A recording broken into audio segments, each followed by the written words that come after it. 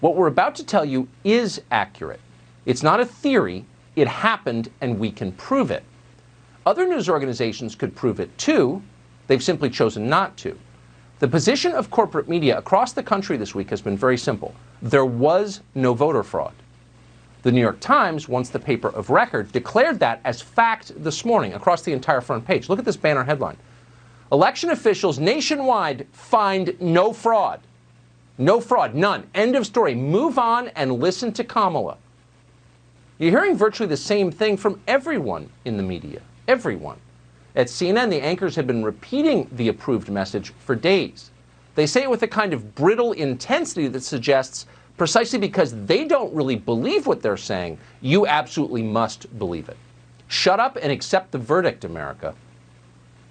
Sources tell CNN that top aides are suggesting that the defeated President Trump, hold rallies to drum up bogus conspiracies about election fraud. The GOP keeps spreading completely unsubstantiated claims of voter fraud. The Attorney General now telling federal prosecutors to look into those unsubstantiated claims of voter fraud. There is no evidence of widespread voter fraud, no evidence of widespread flaws in the mail-in voting process. Bogus conspiracy theories, completely unsubstantiated claims of voter fraud. They say it again and again, but what exactly are they talking about? They won't tell you, so we're going to tell you. Right now, fewer than 15,000 votes separate Donald Trump from Joe Biden in the state of Georgia. It's close enough that it's worth getting specific about what happened there. And Georgia's Secretary of State has now confirmed there will be a hand recount of all votes cast in Georgia.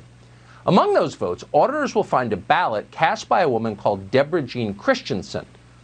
It'd be hard to find anyone who's got a bad word to say about Deborah Jean Christensen. She was well known in her community for years as a bird watcher, an avid gardener, a committed fan of the Georgia Bulldogs.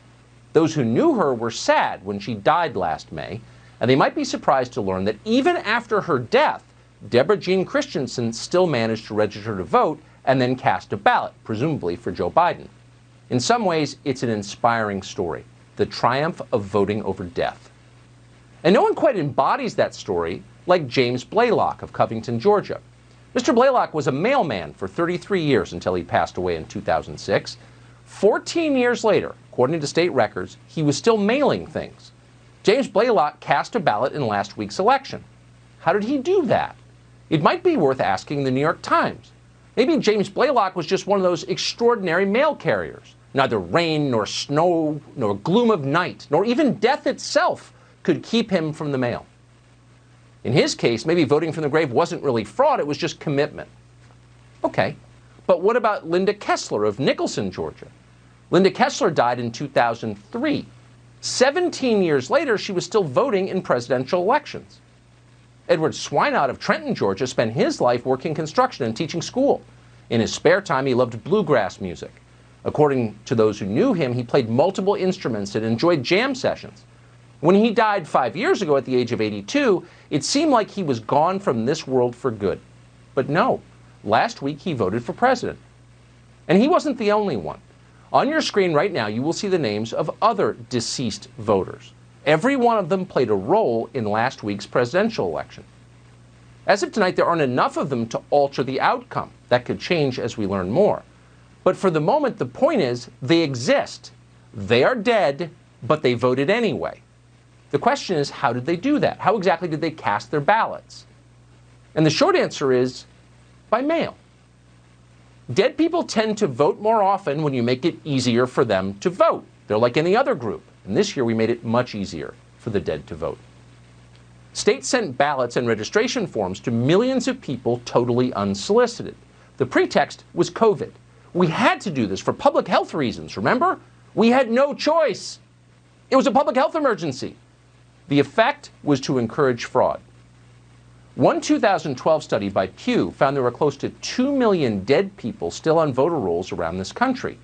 That study also found that approximately 24 million voter registrations, that is 1 out of every 8 in America, were wrong. They were no longer valid, or they were significantly incorrect. Close to 3 million people in America had registrations in more than one state. 3 million. So what happens if you start sending ballots and registrations to lists like this?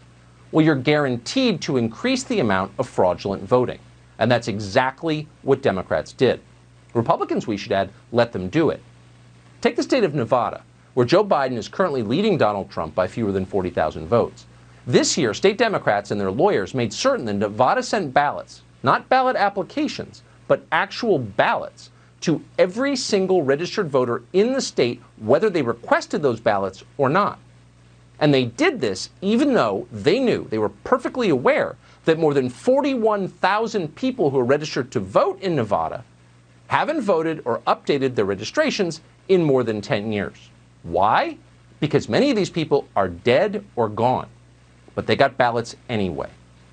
One of those people was a former elementary school teacher called Rosemary Hartle. According to her 2017 obituary, Rosemary Hartle was a loving, fun, sassy, and sarcastic in a fun way.